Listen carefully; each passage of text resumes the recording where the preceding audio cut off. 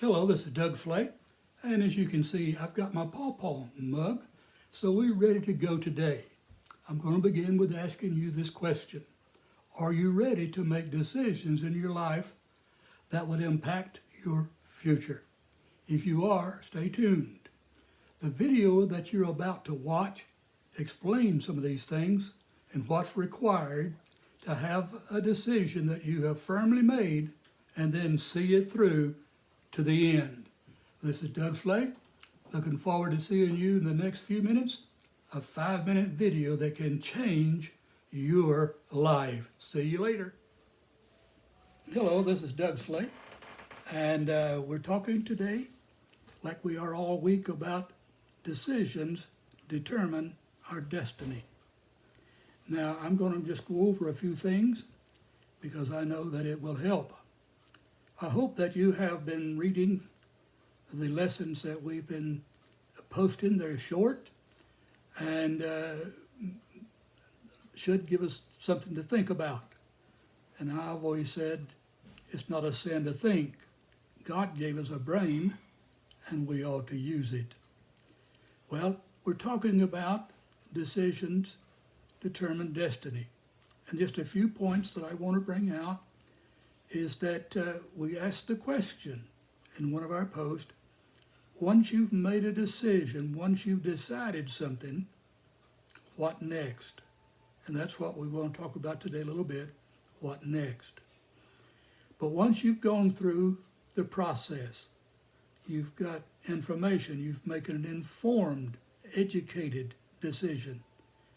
It's not just an emotional decision, though emotions are important and decisions have to be emotionalized, but they shouldn't be birthed out of our emotions. Because when they're birthed out of our emotions, they have very little staying power because they go up and down like our emotions do.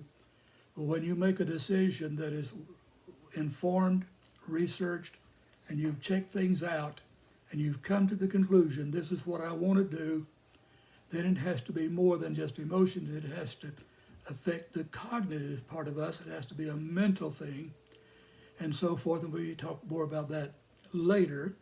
But we're dealing today with the question, once you've made a decision, now what? What next? Because you can't just make a decision and let it lie there on its own. You've got to give it life. Because unless you give it life, it will have no life. And so one thing we said, there's two things that comes next after making a decision. Number one, you're going to have to change your vocabulary. Because if you don't change your vocabulary, you're going to talk against yourself and you're going to negate the decision that you made. So you have to change your vocabulary to line up with your decision. I believe strongly in that we have to adjust our vocabulary, not to what we have done or our failures. We have to adjust our vocabulary to what we want to do and how that we are praying and how God is helping us. We have to put faith in our own decision and our ability to make the right decision. So our vocabulary has to align itself with what we decided. Because if you don't align your vocabulary with it, like I said, it can die 1,000 deaths if you don't put some action to it. If you don't change your vocabulary, it will lay there and you can admire it, you can look at it, you can talk about it, but if you don't change what you say about it, you won't give it life, because it's your words that give life to your decision. Well, there's a lot more that could be said about that, but we're going to go to the next step. I've said there's two things, the vocabulary, and then there is the point of action. Because without you acting on what you have decided, nothing will happen. It will just lay there. You have to get up and do something, because the scripture said, faith without works is dead. And let me paraphrase it this way, a decision without action is dead. It will bear no fruit. And so we have to learn to develop our action, even by an act of our will, even when we don't feel like it, we have to act like what we decided is true. You know, I've learned that there's different things that we can say, but I just throw this in right now. When we say that I am, we are bringing our future into our present. We're reaching out into the future and bringing our future into our present.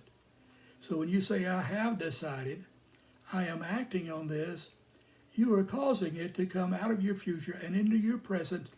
And by vocabulary and action, you are creating the possibility of your action being fulfilled. These two things are essential to decision and its fulfillment. Number one, you got to change your vocabulary. Number two, you have to act on it. And so we're going to talk more about that later, but in another seminar or another teaching, we want to talk about deciding and decreeing. But I'm going to stop that right now because I think that's enough that you need to think about. Those two things, change your vocabulary and act on your decision, and you give birth to it, and God will help you and give you the faith to see it fulfilled. God bless.